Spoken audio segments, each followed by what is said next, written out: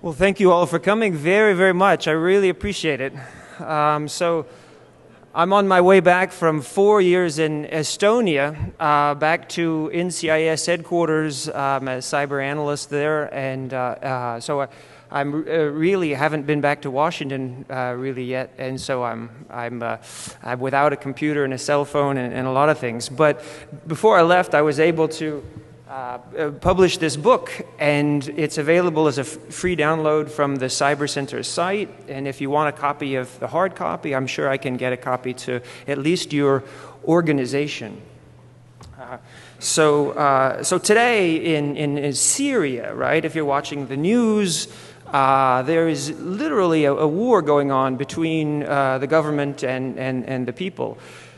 And, you know, the thing about cyber war being a lot of hype is true in many contexts, but I think that if you think about it from the perspective of so many people around the world, it literally is a matter of life and death every day.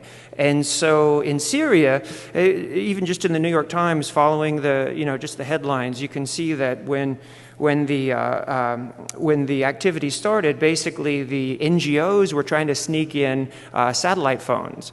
And then that was a victory, but then a week or two later, the government had figured out how to turn them off. And so, you know, it's a game of cat and mouse, but really, this stuff shouldn't be taken lightly. I think it's quite serious, and for millions of people around the world, it is truly a life and death issue. And you know, we're fortunate to be here at such an event where we can do all this stuff in front of the media. So there is also in Aspen, Colorado today, there is a group meeting called the Aspen Group. And these are people, Madeleine Albright, Colin Powell, kings and queens show up at this event as well, and they discuss national security issues. And they're meeting today. And I'll let you guess what the topic is at this year's meeting. It's not goat herding, it is cyber. And so I had a chance this week to look at their topics of discussion. And, you know, as you can imagine, at this level, these are all academics and diplomats. And the theme was the Peace of Westphalia, right? I don't know how many historians we have here. I don't know a lot about the Peace of Westphalia. But, you know, basically it was the first modern diplomatic conference that sort of ended the 30 and 80 years war. And it was sort of the foundation of one of the big pieces founding the modern nation state. And so, you know, creating discrete blocks that were governed by governments. And so one of the papers they're going to discuss is a recently released paper from MIT, I guess it's Mallory, perhaps professor there, in which he talks about tagging packets on the internet according to their country of origin, cryptographically, so that you can more quickly tell which countries are responsible for bad behavior online. And I'm just passing this to you. This is today also what the senior foreign policy and national security thinkers in the country are discussing today.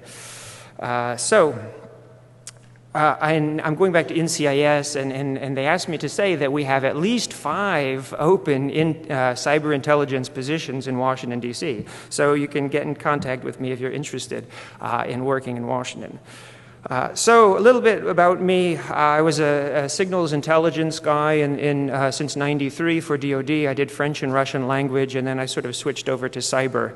And then went to NCIS and did a tour 4 years in Estonia at the NATO Cyber Center. And I strongly believe that that NATO and or the EU will play a major role in the future of cyberspace. And the reason is because it's a large group of affluent countries that have serious assets, serious expertise, and they're on the same political military agenda to a large degree. In fact, in Afghanistan, right, they have 50,000 soldiers that part of ISAF that are fighting a war.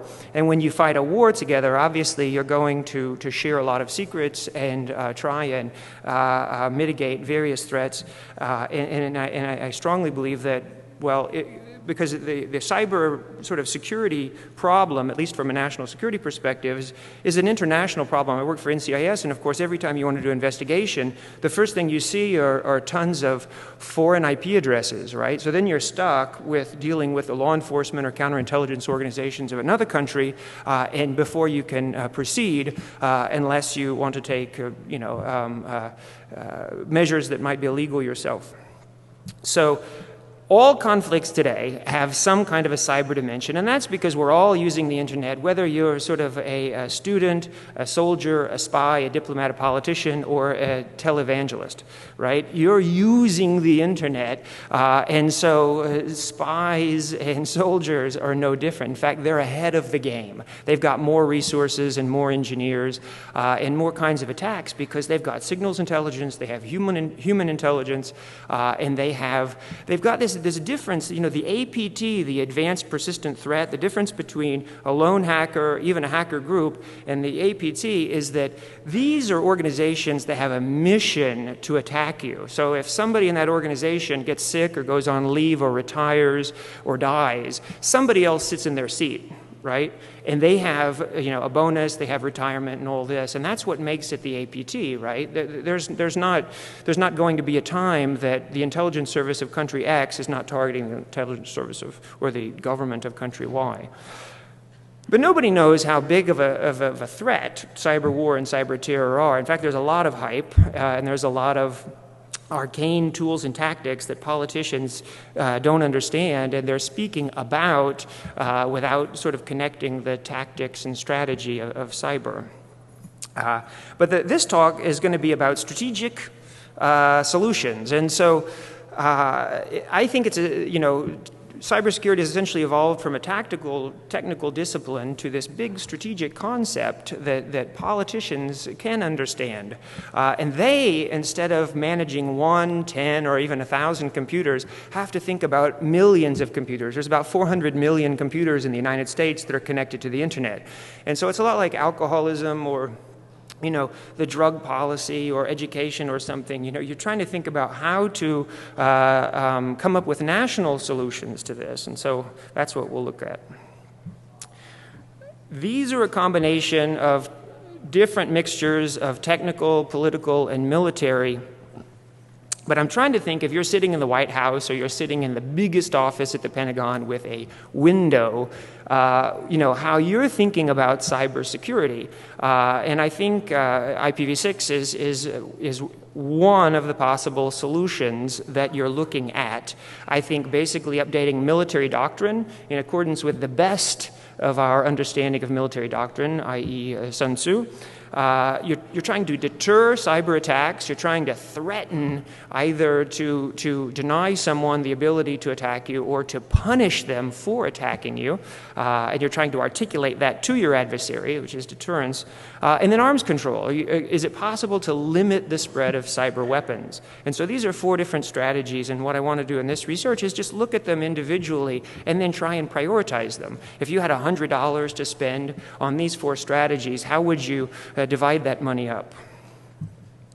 So the book basically has 5 parts, and it's in the beginning I talk about the history of computer security, and I start in 1837 when Charles Babbage at Cambridge University first designed the analytical engine that was never built because it was about 100 years ahead of its time.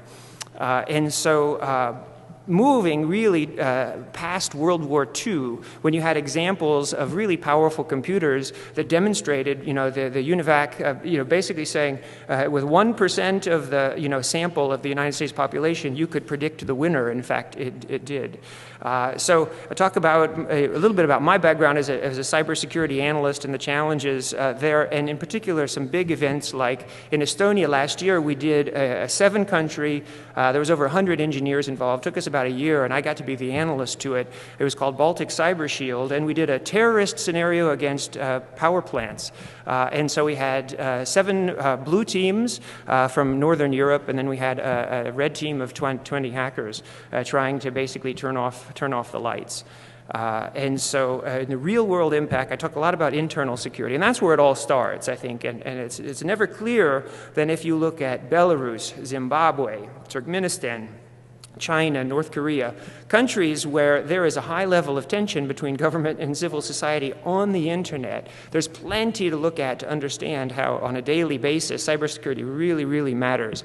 And governments, like in Belarus, for instance, every time there's an election, basically, the opposition supporters and the opposition parties can't speak to each other because they either turn off the internet or they make it so slow that your packets basically, it takes 5-10 minutes to load. So then I look at the strategies, technical, military, and political. And I use this thing that's developed in Switzerland called the Decision-Making Trial and Evaluation Laboratory. It's really, really simple mathematics. You just try and put things on the table and push them around and sort them until you see which are the most influential pieces on the table. And then that's where, in part, you could place your money. You want to see, if your goal is to get from here to there, which pieces are more influential or more dominant in the system than others. And in particular, Demittel calculates indirect influence. And they just does that through a simple matrix mathematical calculation. So if A affects B, but B affects C, well, how does A affect C? And that's what Demittel does very quickly for you. So IPv6 being a technical solution, art of war purely military, and then the other two are sort of hybrid. And I think this is interesting. Deterrence, I think, is military political, and arms control political technical. And this has implications, I think, which you'll see later in the presentation. Well, IPv6, right? So this is after doing this research, I really think that it was never more clear to me that a technical problem needs a technical solution. It sounds intuitive, but if you have a cybersecurity problem, but then your first inclination is to sign a political agreement not to attack each other, it really doesn't get you very far, does it? Right? Because you're relying on the current events, you're relying on rationality and diplomacy, etc. So just this morning, actually, on the History Channel, as I woke up, they were talking about the sale of F-14s to Iran in the 70s, and this was a big deal because these were the most advanced fancy planes in existence, and we decided to sell I think 79 of them to Iran, and then they had a revolution, right? And so all of a sudden these planes that we had intended to be sort of hedging against the Soviet Union, all of a sudden we were trying to figure out how to destroy them. So with IPv6, I think the beauty of it is that it's a technical solution, or it's a proposed solution to a technical problem. And what's the problem? Okay, with IPv4, it was chosen because it was simple and easy to manage. It didn't have the fancy attributes of some of its rivals. IP1 because it was simple and easy to manage. Well, IPv4, okay, is great, but it has flaws. Nothing is perfect. Neither is IPv6, by the way. But with IPv6, one of the things you have is you have defined within the protocol IPsec. So you have to a greater degree, with native abilities, you can authenticate and encrypt. And that's why the Pentagon and China, are very interested in IPv6. Now, from the Pentagon's perspective, when you launch a satellite into outer space, you have to think at least 8 years in advance, right? And so these have all been IPv6 capable for a long time. And but basically, from the American perspective, to quote one of our generals, he said, in the future with IPv6, anything with an electron will have an address, right? And the thing about IPv6 is, so you always see, I just saw yesterday in the news, it was saying it has a lot more addresses than IPv4. That's not even close to the truth. If each one of us on planet Earth could have our own personal collection of 50 octillion addresses with IPv6. So it's essentially limitless. We can't even, our little minds now can't even imagine what to do with all those addresses. And so China, if you look at China, they're looking at basically The Internet Society spokeswoman there has said that the future of the Chinese Internet is no anonymity. Currently, China just has one IPv4 address for every 4 of its citizens, but obviously they have made enormous efforts with IPv6 and have been building their intellectual property base here. All of the 2008 Olympics, from soup to nuts, so start to finish, it was entirely an IPv6 operation. I do believe that it's a game changer. It's not a silver bullet, and it's not going to solve. There's still software vulnerabilities, user vulnerabilities, and one of the big problems with IPv6 is this long transition phase in which hackers are going to have a greater attack surface because they're going to be able to hit, more network interface cards per host and more code stacks per NIC, et cetera, right? And so it's going to be a real challenge for system administrators to manage all this and this auto configuration. And then one of the big problems I see is that there's a lot of operating systems and applications that are IPv6 aware, but then but vice versa, the cyber defense side, something like Snort out of the box today is not IPv6 aware. You have to turn it on, right? This should be an enormous blind spot today in global traffic analysis. Art of War. So Art of War, I'm sure you've read it or heard about it. If you haven't, it's well worth a read. But basically, everyone is using Art of War around the world, to find a date, to be successful in business, to win in sports, and it's concise, it's easy to read, and it's very compelling. And so that's one reason it's lasted for so long. Considering it just, say, the ideal military doctrine, you really can't read a modern, military treatise without, 10, 20 quotes of the Art of War. You could say, okay, this is the ideal, and what we're going to do is we're just going to treat cyberspace as domain of warfare, which militaries are going to do. It's a no-brainer. But how, can you use the Art of War in this way? And what are the differences of cyber? Here in the bottom, those two bottom pictures, by the way, on the left and the right, this is in Syria. This is an alleged nuclear reactor. And if you've seen in the news lately, the IAEA in Vienna is still very upset about this and is trying to get Syria to open to inspectors, and they won't do it.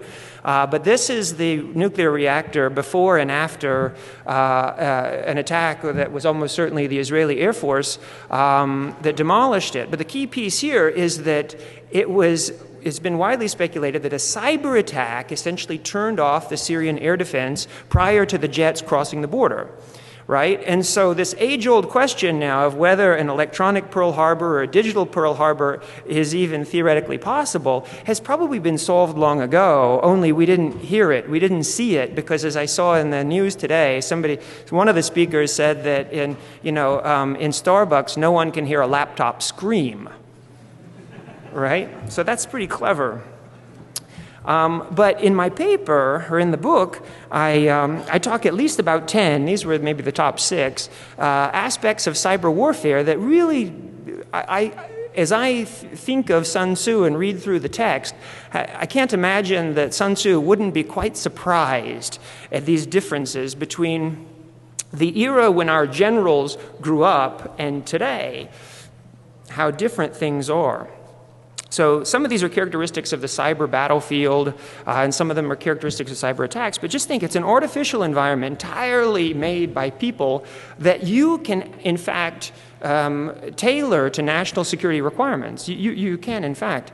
If you don't like it, you can change it. The geography, if you're planning an attack on your adversary, and you've been spending months getting ready for the attack, what if they unplug from the net for routine maintenance, the day of your planned attacks. The only equivalent would be an earthquake or a snowstorm in the real world.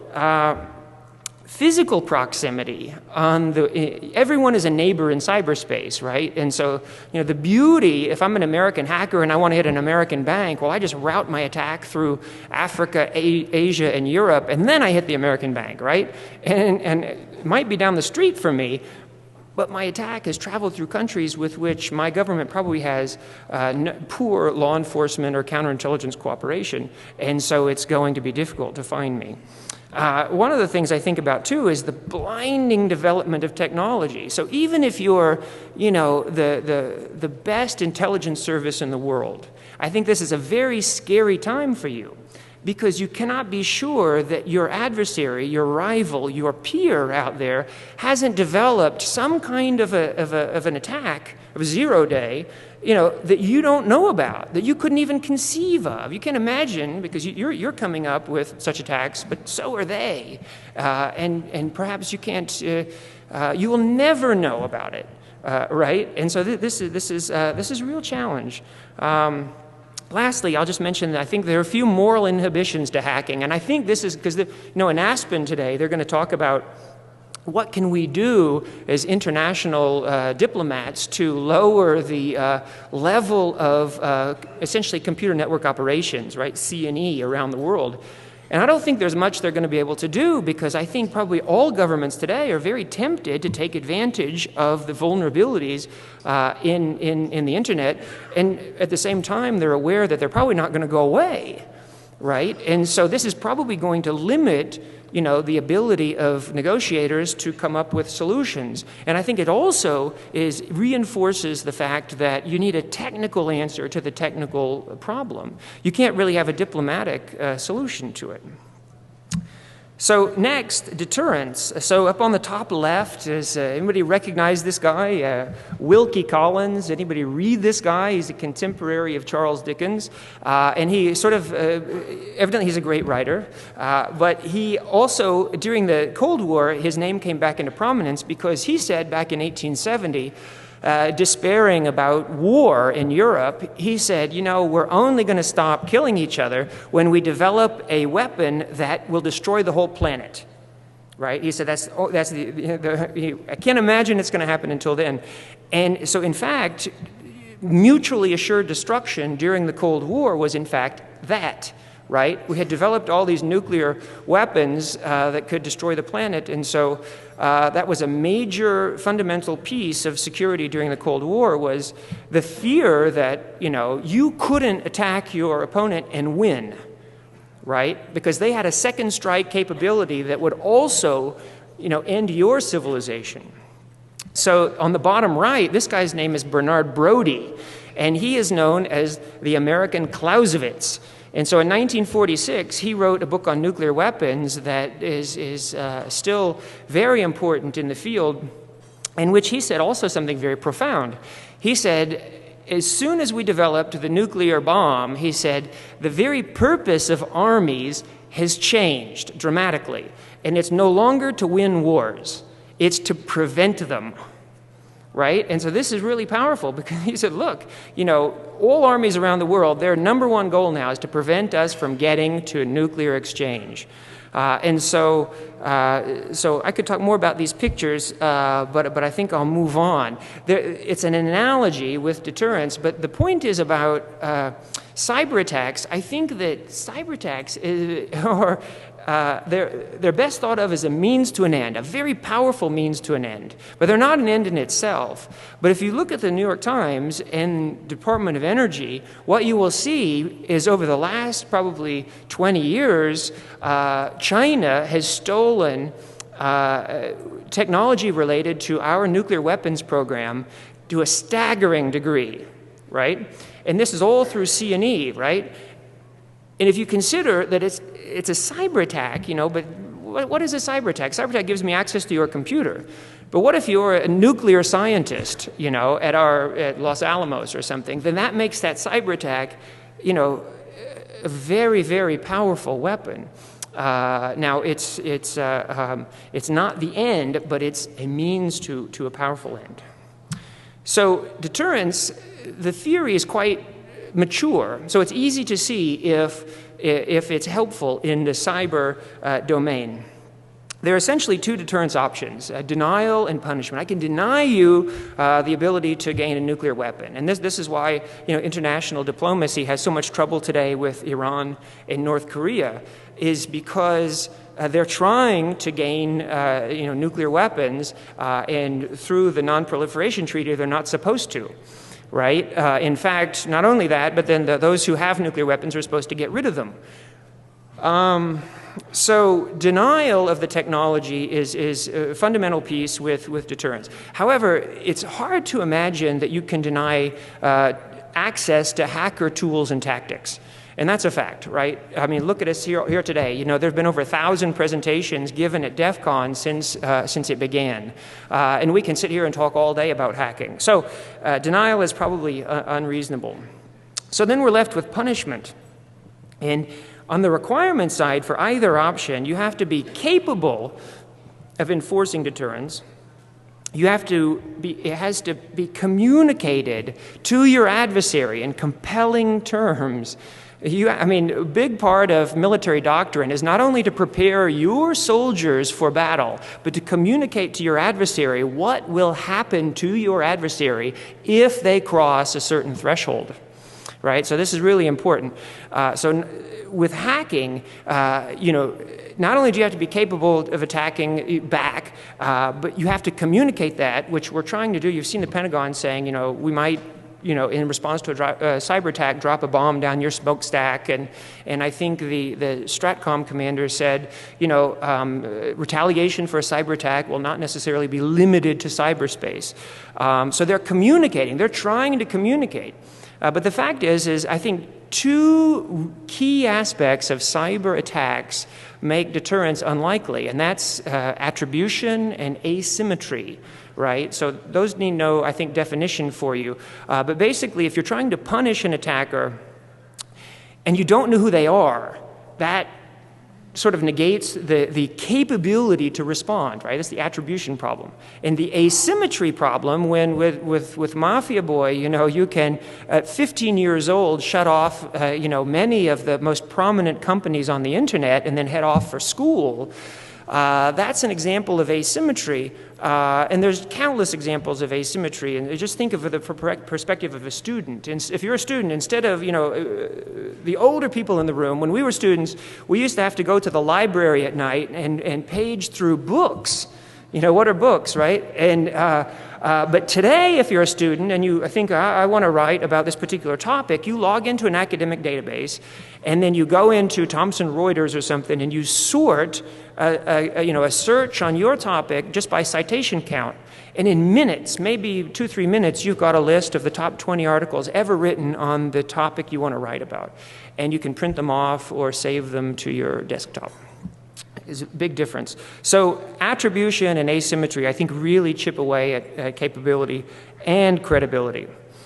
So lastly, we have arms control. So arms control, I'm involved from the Cyber Center. I've gotten into a joint Russian-Chinese group that meets twice a year, and we discuss the current state of diplomacy relative to cybersecurity. So it's been a lot of fun. We meet in the spring in Garmisch and in the fall in Moscow.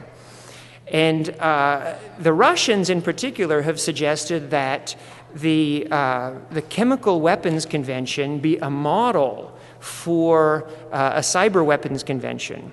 So then at one of their big conferences, basically, that we've had, I wrote a paper on it and presented it, and I had it published in the Computer Law and Security Review as well. And basically, I thought it was quite fascinating, because, the idea that you can define a cyber weapon and then prohibit a cyber weapon and then inspect for a cyber weapon. This is really key, because these are fundamental aspects of arms control, which is sort of coming to an agreement and saying, I'm not going to, buy this weapon. I'm not going to use this weapon. In fact, the weapons I have, I will destroy. So, I don't want to go into all these, but, a thumb drive today, this is, the 256 gigabyte thumb drive, which a few months ago was about $700.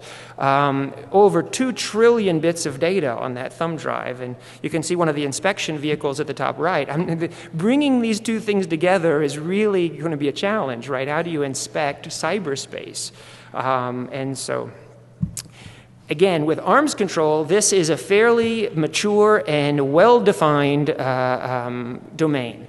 And so what I did was I looked at the Chemical Weapons Convention, and I came up with these 5 principles, and I think easy to apply, or political will. You can find no end of political leaders saying that, this is a threat to the world and we have to address it. A really funny story, if you missed it a few years ago, was that Angela Merkel from China, from Germany, whenever she was going to visit China, Spiegel magazine, right before she left on a major diplomatic or head of state visit, ran this expose on the fact that her ministry and many other German ministries had been in fact infiltrated by Chinese cyber spies.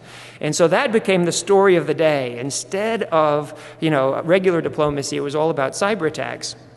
And so really shortly after her visit, one of the most senior Chinese officials in an armed forces journal published an article basically saying, look, we also are major victims of cyber attacks, and we lose vast quantities of data, and we need to come up with some kind of a strategy in the future to lower the level of tension. So I'll skip over to the hard to apply. Basically, I think prohibition and inspection, and these are 2 fundamental aspects of arms control, very difficult to imagine in cyberspace, because how do you define a cyber weapon? It's very, very difficult because, the imagination of a hacker is big, right? And so, in fact, hackers are quite adept at guessing passwords, using default configurations to break into a system, et cetera, et cetera. And there might not be any hacking at all. There might be anything that looks like a cyber weapon. And so it's very hard to define. Even last year in the month of May, Kaspersky Lab had over 40,000 unique specimens of malware. And there were so many of them that they couldn't really categorize them. So they said, among these 40,000, these are suspicious, potentially unwanted, advertising, unknown, et cetera, et cetera, et cetera.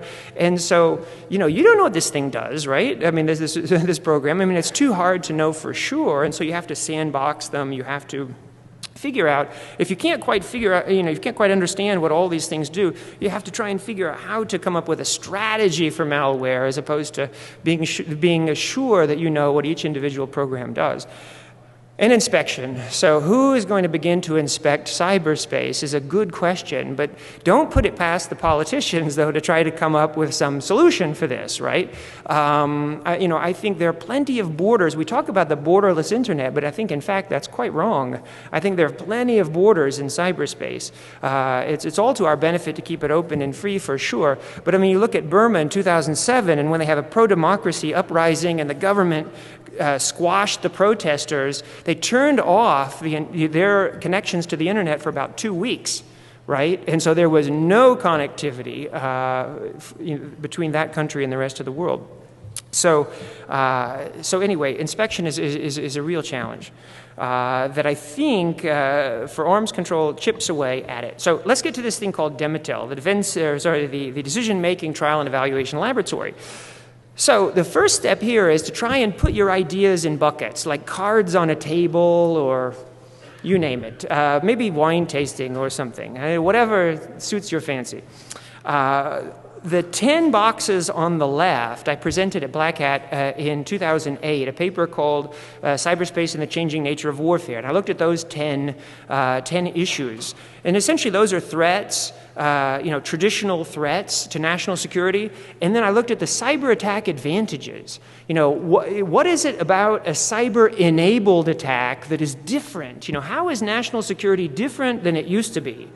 And a national security threat hasn't changed, but essentially the internet has provided a means to either amplify the threat or to make it more specific, to make it quicker. However, but again, there's all kinds of ways you can look at it. Like an example like WikiLeaks, you're taking like one maybe point of information, maybe a classified database, and you're broadcasting it to the world, right? That's an example of, this.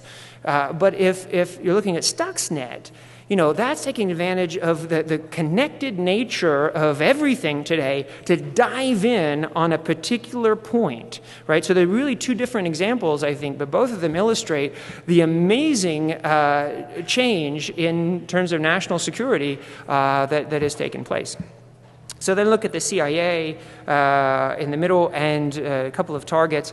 But then on the right, that's what I've spent the last couple of years doing, is publishing on these 4 things, particularly deterrence and arms control, art of war and IPv6, and basically on trying to think of them as a national strategy with which to mitigate the threat, right? In Europe, this was funny, mitigate, everyone got so excited. I mean, you probably know what that word means, but that was really a new term to all the Europeans that I tried to present this material to, and they're all writing it down and looking it up online.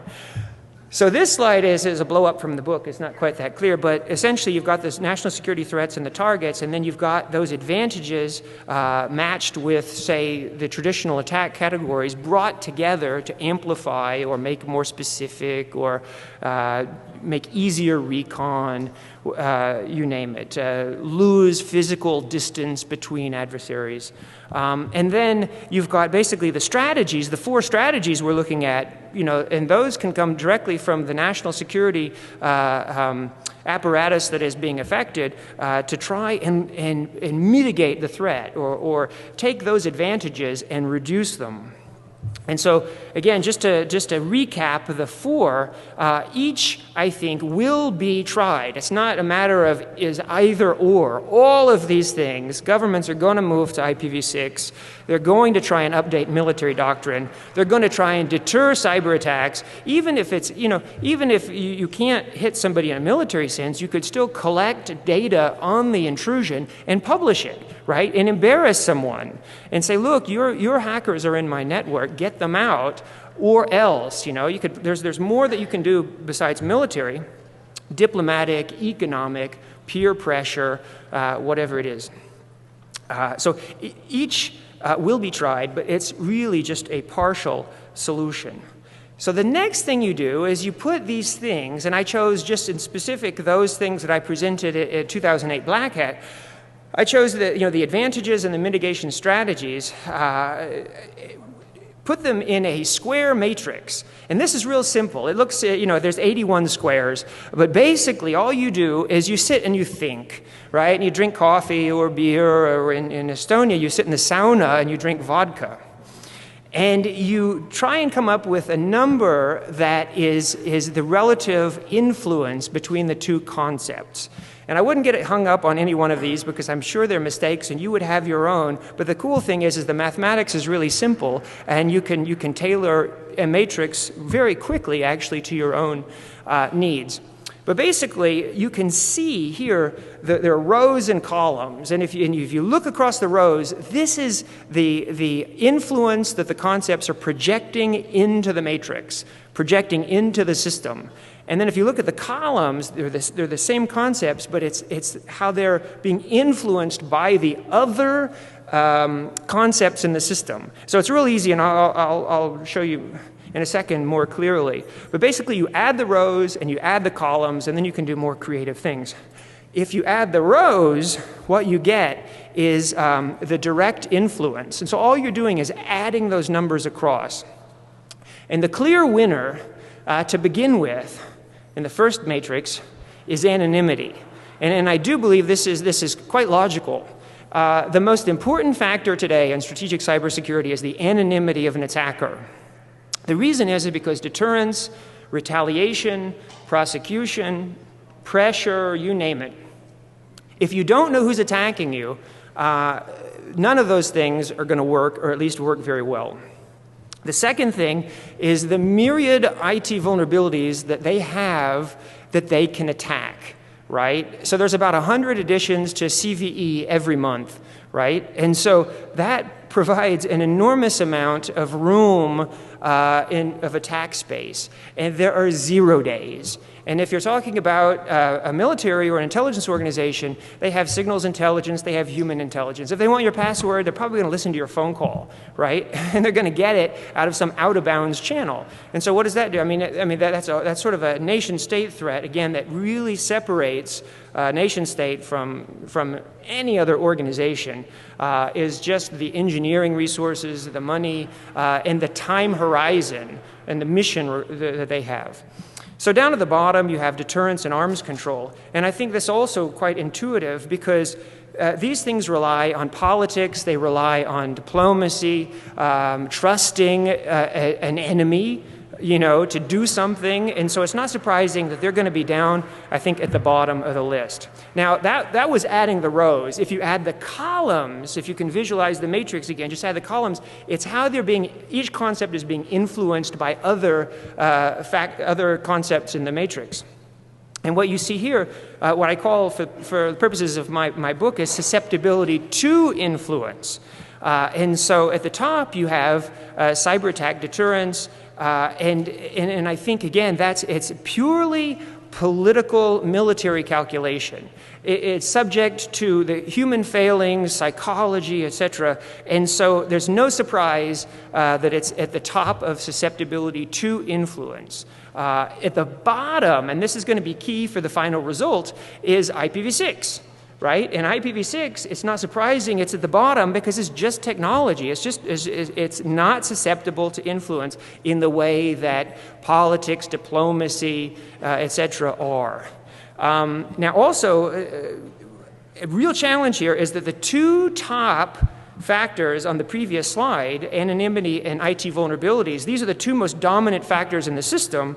They are also from the bad guy, or on the bad guy's side, these are the two hardest things to influence, right? So this is going to make not only those two concepts powerful in the system, but it's going to make them even more powerful in the system. And you'll see that in a second once I run the numbers. But not only are they projecting influence into the system, but they're not receiving too much influence from the other concepts in the system today. So another thing you can do with Demotel is draw a nice causal loop diagram.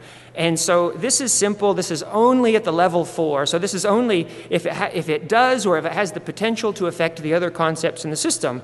And it's colored lighter or darker based on the number of arrows it has leaving it to other concepts in the system. And you can see how anonymity is the darkest color, and the two lightest, in fact, they are white, is deterrence and arms control, because they're not affecting anything at a high level, at least yet. So here's what Demotel does well, is it figures out how, in this case, C is affecting A, even if C doesn't really affect A or has a low level. If somebody in the front row has an influence on somebody in the second row, and somebody in the second row has an influence on the third row, if you think about it, it's absolutely for sure that somebody in the third row is going to be impacted by somebody in the first row. You get the general idea. And that's what Demotel does. Basically, it's very simple mathematics that basically, if you look back to the other, you'll see that nothing in the beginning matrix affects itself, right? Those are all zeros down the big diagonal. But if you jump down after Demotel has done its mathematics, everything affects every other thing in the system with indirect influences. So that means it also impacts itself. Right, so that's how you see the numbers work, and you can see all the numbers change. You can still see, based on the darkness of the color at the top, that the cyber attack advantages are still much stronger than the mitigation strategies. However, things do move a little bit in the system. So this is an index that is a little bit more, takes more time to analyze. But what I'll point out is that the total influence, it's essentially, what it's trying to do is say that whether it's receiving or giving influence, if you add both of those factors together, you get something called total influence, which makes it a critical factor in the system. So anonymity, for instance, is still at the top of the list, but not only does it give a lot of influence, but it has a certain amount that it's receiving. A better example is inadequate cyber defense. And here it's people, it's training programs, it's salaries, it's processes, you name it, acquisition. And that, I think, is a good example of, in this particular index, showing you that inadequate cyber defense That means hiring the right personnel, getting them certified, getting them focused, taking them out, so that their morale is high, etc., is important, is in fact quite important. Because, as soon as you have the ideal computer network defense personnel working for you and they quit or go to start their own company, you can imagine the impact on your enterprise, right? So this is trying to point out critical factors in the system with total influence. But what Demittel does on the next step, basically, it takes the first row and then subtracts the second row for a new number. And this is what Demittel is really trying to get at, is which are having a positive influence into the system and which are essentially net receivers of influence. And you can see that anonymity and IT vulnerabilities, those are the clear winners after Demittel has finished its mathematics. And the two losers are arms control and deterrence. So everything else is kind of in the middle, but at least based on my writing and this Demittel analysis, the two top factors in cybersecurity pushing influence into the system, the dominant players, are anonymity and IT vulnerabilities. And the two weakest are arms control and deterrence, because they are just ideas that we're only beginning to articulate now. However, the winner in my research is, you probably already noticed, is IPv6. And you can see that after the Demittel calculations, basically it jumps ahead of some other factors in the system, including 3 of the cyber attack advantages.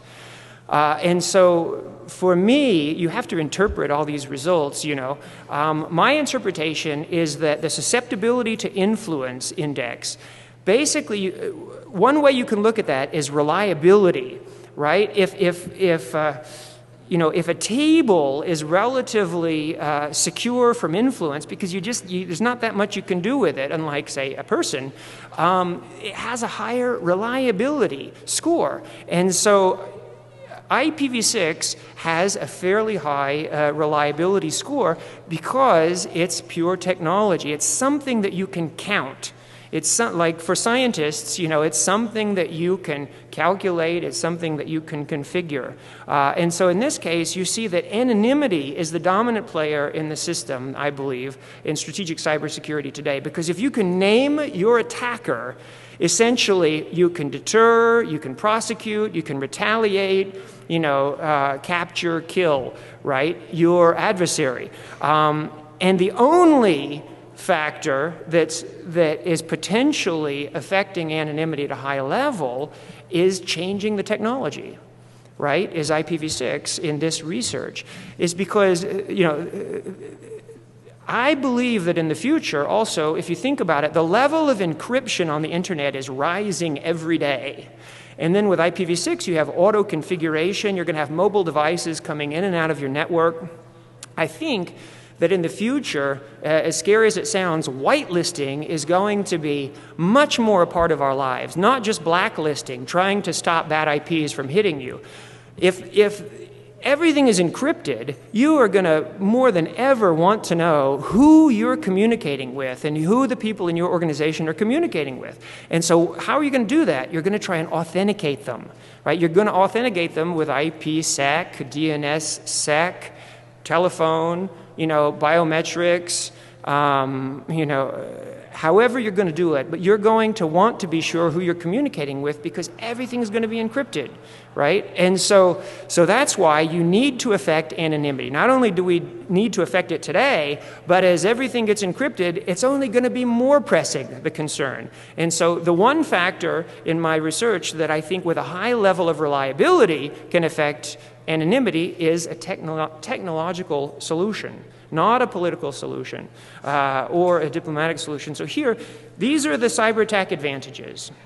They don't change, but the mitigation strategies after the calculation of indirect influence do. The winners were IPv6, and then arms control passes deterrence. Deterrence was essentially what? It was military political, but arms control was political technical.